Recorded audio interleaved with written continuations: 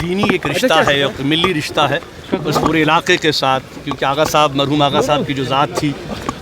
وہ اتحاد اور اتفاق کی دائی ذات رہی، بڑے عالم تھے، عابد تھے، بہت علمی شخصیت تھی، اور ایک بہت بڑا نقصان ہے ہماری وادی کے لیے کہ اتنا بڑا عالم جو ہے وہ ہم سے جدا ہو گیا ہے، اور پورا جموں کشمیر جو ہے وہ اس غم میں مبتلا ہے۔ اور ہم یہ سمجھتے ہیں کہ میں نے اندر بھی یہ بات کہی کہ جو عالم ہوتا ہے اس کی جو وراثت ہوتی ہے، اس کا علم ہوتا ہے،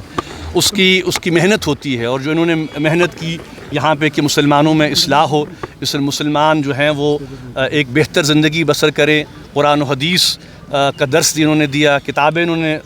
لکھیں،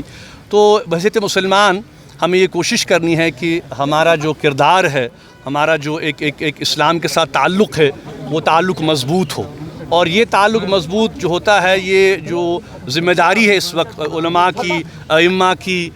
جو ہمارے مبلغین ہیں ان کی ذمہ داری ہے کہ مساجد میں، خانقاہوں میں، امام باڑوں میں جو ہے وہ اتحاد اور اتفاق کا درس دیا جائے، آپس میں جو ہے وہ ملی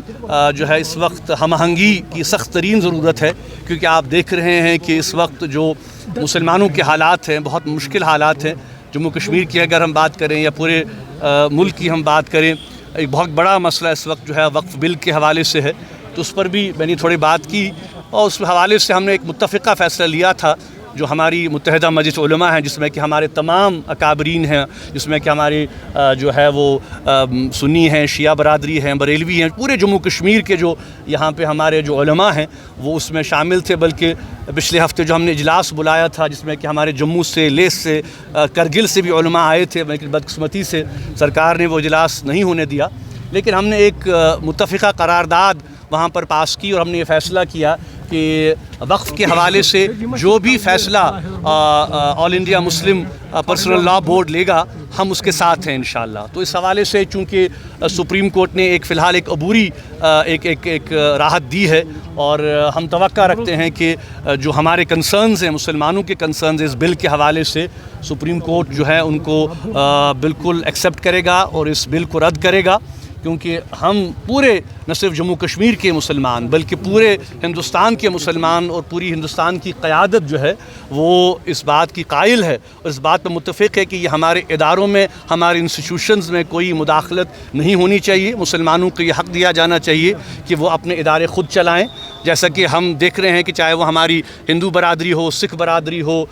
ہماری باقی غیر مسلم برادری ہو، ان کے جو ادارے ہیں وہ خود چلائیں۔ جیسے ہم نے دیکھ رہے ہیں کہ ویشنو دیوی کا ادارہ ہے تو وہاں پہ ان کی انتظامیہ خود وہ چلا رہی ہے، تو کیوں بار بار مسلمانوں کے اداروں میں آپ کو مداخلت کرنی ہے؟ تو اس حوالے سے ہم نے جو ایک متفقہ قرارداد ہے وہ بھی جو ہم نے اڈاپٹ کی تھی، اور وہ مساجد میں بھی پڑھی گئی، خانقاہوں میں بھی پڑھی گئی۔ تو اب دیکھیے چونکہ اب